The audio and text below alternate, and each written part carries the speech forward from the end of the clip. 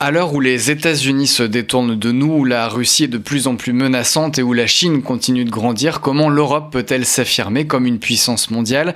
Créé en 2003 pour animer le débat autour de l'Europe dans la société civile, le think tank Europa Nova tente d'apporter des réponses à cette question cruciale pour l'avenir du continent. Son président exécutif a même lancé une initiative pour passer de la réflexion au concret. Il est notre invité aujourd'hui sur Euradio. Bonjour Guillaume Clossat. Bonjour. Merci d'être avec nous sur Euradio. Alors donc fin 2025, vous avez lancé avec plusieurs autres acteurs de la construction européenne l'Europa Power Initiative, que l'on pourrait traduire par l'initiative pour une Europe puissance. Quels sont les constats qui vous ont poussé à lancer cette initiative ?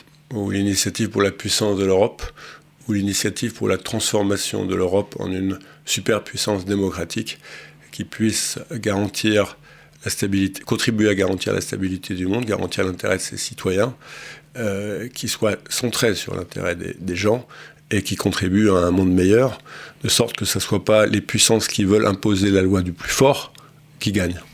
Et c'est bien le sujet aujourd'hui en fait, qui se pose dans le monde. Ce n'est pas une surprise. Quand j'ai créé Europa Nova, l'idée est née le 21 avril 2002, quand il y a eu l'arrivée, qui a surpris tout le monde, de Jean-Marie Le Pen, juste derrière Chirac, au premier tour de l'élection présidentielle. Et moi, mon constat à l'époque, et c'est le constat qui a donné naissance à Europa Nova, ou l'analyse, c'est que la dynamique mondiale, technologique, industrielle, géopolitique, commerciale était telle que le risque le plus grand pour les Européens, c'était la mise en œuvre d'une rivalité systémique entre les États-Unis et l'Europe, et la Chine, dont l'Europe serait la victime.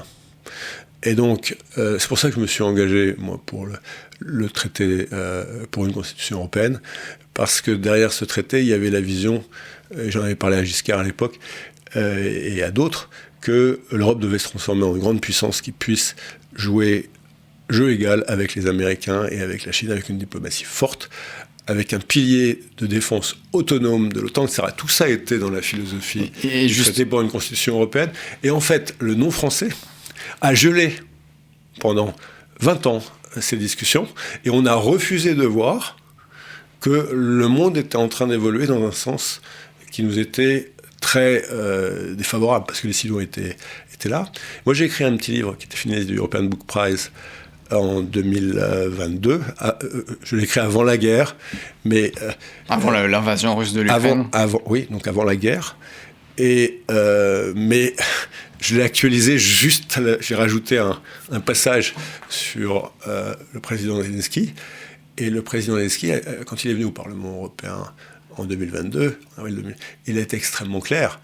Il a dit ce qui se joue, c'est la vision qu'on a de la civilisation. Et de ce qu'on a de la civilisation européenne. Et la civilisation tout court. Pour vous, c'est quoi cette civilisation européenne ? C'est très simple, c'est qu'après, les Européens ont fait plein d'erreurs, mais on a développé aussi l'idée que la civilisation, c'était de créer les conditions de rapport entre individus, entre États, qui permettent à chacun de s'épanouir et de se développer de manière coopérative.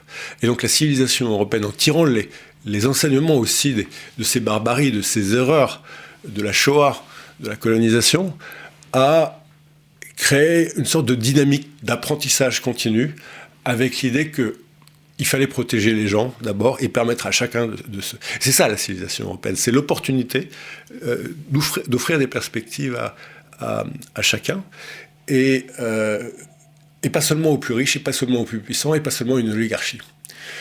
Et ça c'est un modèle qui est extraordinairement subversif. Dans la mesure où, finalement, il remet en question des régimes qui sont contrôlés par quelques-uns au profit de quelques-uns. On voit d'un côté, aujourd'hui, une sorte d'oligarchie économique, technologique américaine qui veut tous les pouvoirs et qui veut projeter une vision du monde où elle peut capter les ressources. Et on a une autre vision en Chine ou en Russie. Et donc l'Europe, évidemment, est la cible. Et ça, on le voit depuis très longtemps, et c'est pas une surprise qui est une alliance, je l'écris très clairement en 2022. Et moi, ma conviction, c'était que quel que soit le président des États-Unis, Trump ou pas Trump, cette dynamique, elle allait se poursuivre. C'est pas sous Trump que pour la première fois de son histoire, la France a rappelé un ambassadeur à Paris. C'est sous Biden. Donc il faut comprendre en fait que ça n'a rien à voir avec... Oui, parce que l'évolution actuelle des États-Unis n'est pas uniquement due à la présidence de Donald Trump. C'est ce que disent beaucoup. On pense à Gérard Haro, par exemple, qui développe aussi cette thèse-là. Non, mais enfin, pour moi, c'était très clair. Et c'était encore plus clair à partir de 2009, quand Obama a été élu. J'ai eu la chance d'être sélectionné pour le plus prestigieux programme de leadership au monde, qui est le programme du département d'État. Et à ce moment-là, donc c'était en 2009, Obama était élu, et j'avais pendant un mois la chance de pouvoir en gros rencontrer qui je voulais aux États-Unis, financé par le département d'État. Et il y a celui qui m'accueille, un homme noir très élégant, très...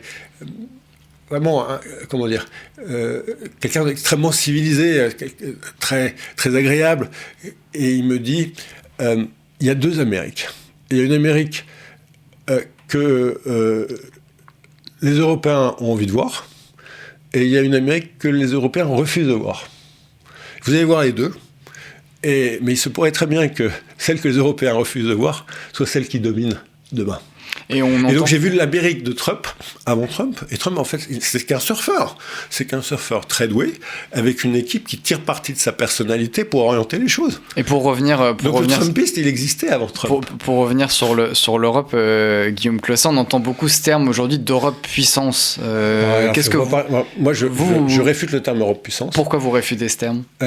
Pourquoi ? Parce qu'en fait, c'est un terme qui a été développé par les Français, et c'est une vision qui est perçue comme trop française de la puissance. Non, moi je pense tout simplement qu'il faut une puissance européenne. C'est pas pareil. Quelle est la différence que vous faites entre les deux ? C'est que d'un côté, c'est un concept qui a été imposé par les Français, qui n'est pas très clair, qui n'a jamais abouti à des...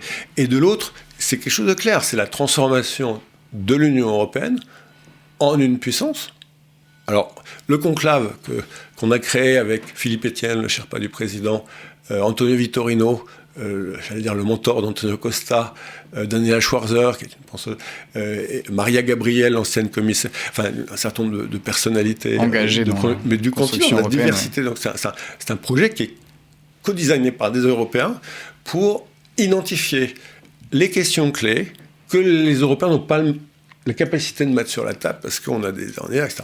Et le premier sujet qu'on a identifié lors du premier conclave, qui est...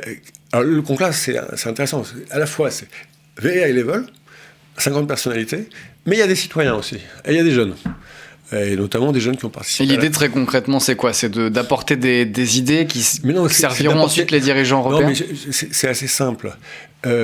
On a toujours du mal à poser les bonnes questions sur la table, parce qu'on est biaisé par des intérêts trucs, par l'histoire. Et donc, il y a besoin d'une force de réflexion, transdisciplinaire, ouverte, qui soit pas faite de spécialistes, des gens qui font de... Moi je suis un pro-européen, mais j'ai toujours eu un métier qui était différent. Et quand j'ai créé Europa Nova, c'était avec le souci de ne pas m'enfermer dans les idées reçues. Et donc on a à chaque fois essayé d'apporter des choses qui ont pu changer la donne. Et donc là, ce qu'on a... Oui, c'est apporter en avance les idées sur lesquelles on va devoir se positionner. Et en 2023, en gros, ce qu'on a dit, il y a un rapport qui est sorti, c'est co-construire une Europe, une puissance européenne globale, durable et responsable. Co-construire avec les citoyens, co-construire avec les acteurs économiques et sociaux, co-construire avec les États membres, co-construire avec les acteurs politiques, co-construire avec les acteurs de la culture. Et ça nous paraissait l'enjeu essentiel des décennies à venir, et je veux dire, les Chinois ont une vision à 2050, et ils ont une vision, si on veut, à 2057, parce que ce sera le 100e anniversaire du traité, ou 2050, parce que c'est le 100e anniversaire de la déclaration Schuman. Mais on a besoin d'avoir une vision qui soit claire et qui nous permette... Europe puissance, ça veut dire quoi ? Puissance européenne, c'est clair. Faisons de l'Europe une grande démocratie plurinationale, capable d'articuler intérêts locaux, nationaux, et européens, capables de contribuer à une dimension mondiale, et rassemblons les acteurs dans cette perspective. Que ce soit fédéral ou pas fédéral, c'est pas le sujet. C'est juste qu'on a besoin de peser, et une grande partie des sujets qui se posent à nous, on peut pas les régler à l'échelle nationale.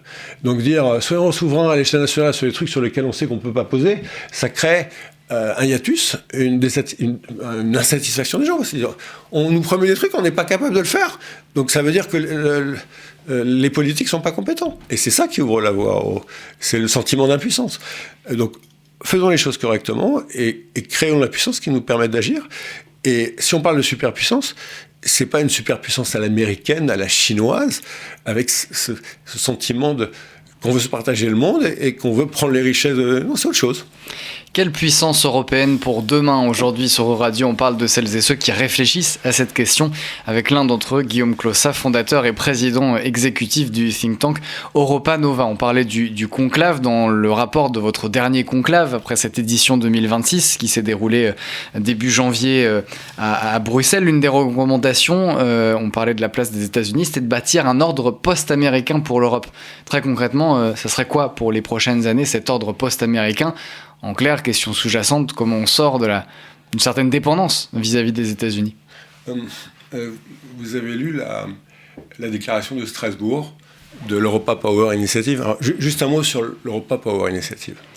La réflexion, elle est née après différents échanges que certains d'entre nous ont eu avec plusieurs chefs d'État et de gouvernement, avec des dirigeants économiques, avec des acteurs culturels, etc., sur le fait que aujourd'hui, le pouvoir politique, national comme européen, n'arrive pas à mettre sur la table et à avancer sur des décisions que tout le monde considère comme essentielles. Alors, on parle du rapport Draghi, du rapport Letta. Le premier conclave, en fait, a fait converger tous ces rapports. Il était publié avant.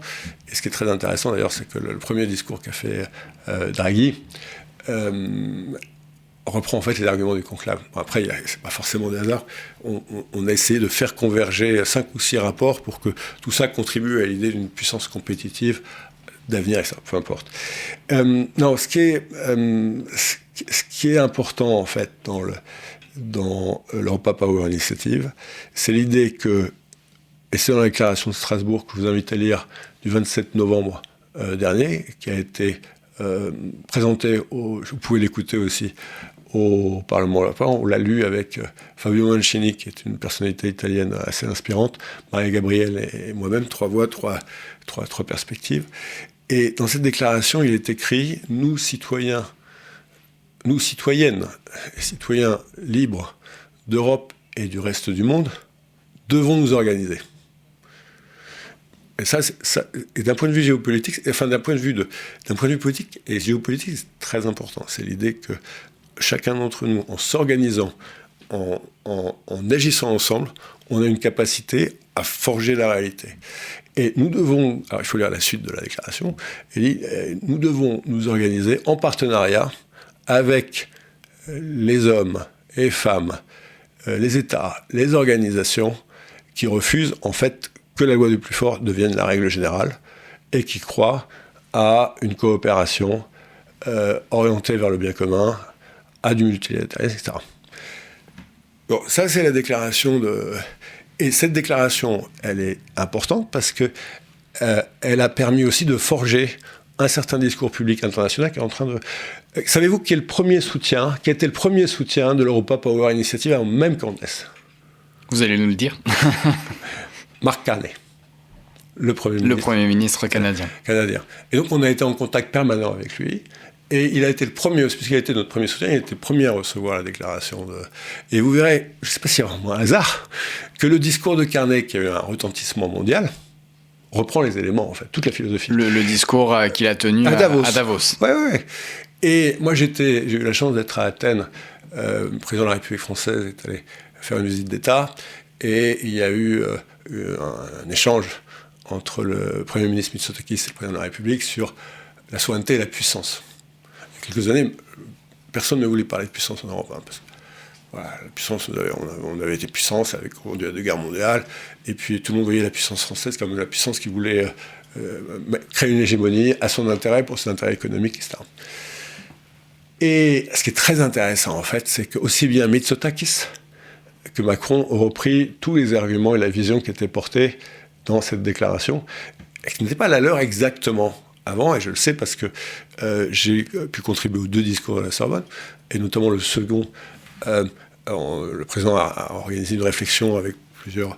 Et vous verrez qu'il y a un lien direct avec le rapport du conclave de 2023 et le discours à Sorbonne 2. Je pense que le président essaie d'agréger non pas seulement les visions françaises, mais des visions européennes que la France peut porter. Et ça, je trouve ça très bien. Et c'est cette vision-là qui est en train de se développer à l'échelle internationale. L'idée d'un partenariat qui puisse intégrer les sociétés, les États, les sociétés civiles, l'Union, les organisations, les entreprises, qui considèrent qu'on doit se rassembler pour faire prévaloir nos intérêts et ne pas laisser à finalement 3 clics, 3 clics d'oligarques, quelque part, je ne sais plus quel pays, la gestion du monde. Et ça, les gens commencent à se... On commence à se mobiliser. Et aujourd'hui, très concrètement, sur quel sujet l'Europe doit absolument affirmer sa puissance ? En clair, quels sont les leviers de la puissance européenne ? D'abord, le premier levier, c'est qu'elle doit mobiliser ses citoyens. Je veux dire, les citoyens européens sont quand même une résilience remarquable. Voilà, c'est ce que j'explique dans Fierté européenne, manifeste pour une civilisation d'avenir, aux éditions Télémac. C'est que ça fait 25 ans qu'il y a... des dynamiques qui visent à désinformer les Européens, à les orienter, avec des milliards qui sont... Et aujourd'hui, il y a des infrastructures considérables. La diplomatie européenne relaie le président des années normales, beaucoup de médias, des fondations, des entreprises. Alors, c'est vrai pour les États-Unis, c'est vrai pour la Chine, c'est vrai pour la Russie. Et ils utilisent aussi les plateformes qui nous informent pour nous désinformer. Et en plus, ils captent une grosse partie de la valeur économique. Ils fragilisent le système des médias. Malgré ça, la résilience démocratique, on va dire, les extrêmes, ils ont jamais gagné dans une majorité d'États en Europe. Vous regardez les États aux États-Unis, il y a la moitié des gouverneurs qui sont entre guillemets populistes. C'est pas le cas en Europe. Il y a Orban, etc. Alors, vous vous rendez compte qu'il y a Orban, il y a quand même eu aussi une révolution civique qui l'a mis dehors. En Hongrie, l'ancien Premier ministre hongrois, effectivement, battu aux dernières élections législatives. Pour moi, donc, il y a l'Europe, les citoyens européens ont une extraordinaire religion. Quand il y a eu la question du vaccin, c'est quand même les Européens qui se sont fait le plus vacciner. Alors que les Chinois, les Américains, étaient vachement... Ils n'ont pas confiance. Et pour autant, si on prend la France, le dernier Eurobaromètre montre qu'il y a seulement 40% des Français qui ont confiance en l'Union européenne. Comment on inverse la tendance ? Alors, combien ont-ils confiance en la France, dans l'État ? Peu aussi, oui, effectivement. Peu en les institutions. Donc c'est plus une crise, entre guillemets, envers les institutions de manière générale qu'envers l'Europe. La France a un problème particulier comme le Royaume-Uni. On fait croire aux Français qu'on reste une très très grande puissance, mais c'est plus le cas depuis très longtemps. Giscard, et c'est peut-être ça qui a créé les conditions de sa perte, disait la France est une puissance moyenne. Ça n'a pas plu. Et donc, moi je pense qu'il y a un moment où il faut qu'on arrête d'écouter les choses qui nous flattent. Je pense que le citoyen français, il est suffisant. Mais si on lui fait croire qu'il est une très très grande puissance et qu'il voit qu'on n'arrive à rien faire, et qu'en plus, il a le sentiment qu'on est marginalisé en Europe. Voilà, alors qu'il y a une blague qui circule à Bruxelles. Elle est méchante, elle est mauvaise, mais elle est révélatrice. Elle dit, pour la première fois, il n'y a pas de commissaire français à la Commission européenne.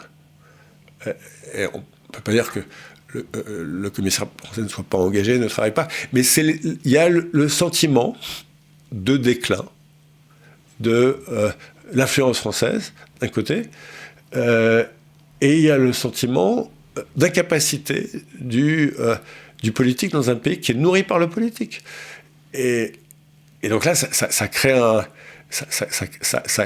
vrai sujet, parce que si on n'est pas fier d'être français, on ne peut pas être fier d'être européen. Les deux vont de pair. Il faut renforcer, l'un et l'autre doivent se renforcer, et aujourd'hui, on a l'impression que c'est plutôt le contraire, c'est que les risques d'affaiblissement de la France peuvent conduire à un risque d'effondrement de l'Union européenne. Et ça, c'est un sujet majeur. Alors, moi, je pense que c'est très important que les institutions jouent leur rôle. Il est très important que Mme von der Leyen laisse la place aussi à l'ensemble de ses commissaires pour qu'ils puissent porter. Je pense que elle a une manière, en fait, d'exercer le pouvoir qui correspond peut-être au besoin d'agir en urgence, parce que c'est vrai, on a tout le temps des crises, mais en même temps, il faut savoir et agir de manière urgente. Et sur le long terme. Et aussi, oui, mais se faire porter par une collectivité. Et je crois que dans nos systèmes qui ont été conçus à une époque où il n'y avait pas de crise, on n'a pas encore tiré les enseignements du changement du monde. Il faut qu'on arrive à faire de chacun un agent du changement. Et c'est ce que vous essayez de faire c'est ce qu'on essaie de faire avec Europa Nova. Europa Nova et avec l'Europa Power Initiative. L'Europa Power Initiative. Europa Nova est juste l'opérateur. C'est une initiative de personnalité que nous co-présidons avec Margrethe Vestager. Margrethe Vestager, vous savez, c'est celle qui a inspiré Borgen, la série danoise, et qui est un peu présentée comme la dame de fer européenne. C'est quelqu'un qui a une vision, une capacité de conviction qui est considérable. Certains ont peur de la convaincre. Il y a Maria Gabriel, qui a été la commissaire à la recherche et au numérique, qui est une femme de culture, qui est aujourd'hui directrice générale adjointe de l'UNESCO. Il y a Nicolas Schmitt, qui était le candidat des sociodémocrates pour les Européens, qui était commissaire aux affaires. Il y a deux patrons. Le patron d'Euraseo, dont Jean Guyot a été le fondateur, et c'est pas un hasard. C'est le fondateur de la fondation Hippocrène, qui Jean accompagne Guyot Radio, était l'actionnaire et le fondateur d'Euraseo. Et donc symboliquement qu'on ait William Kadouch-Chachin comme, c'est pas symbolique, mais symboliquement par rapport à Jean Guyot, il y a une filiation, et donc c'est une entreprise qui s'engage. Et il y a aussi des citoyens. Guillaume Clossard, il y a des syndicalistes, et il y a des citoyens. On pourrait parler des heures, effectivement, de l'Europa Power Initiative. On vous réinvitera pour en reparler plus en détail. Merci beaucoup d'avoir été... 21, 22, 23 octobre à Strasbourg, avec la mobilisation de réseaux de citoyens, de réseaux de jeunes, de réseaux d'investisseurs, de scientifiques, de professeurs. On attend beaucoup de monde de toute l'Europe et d'au-delà. Le rendez-vous est pris. Merci beaucoup, Guillaume Clossard. Je rappelle que vous êtes président exécutif du think tank Europa Nova. Merci d'avoir été avec nous sur Euradio. C'était un plaisir.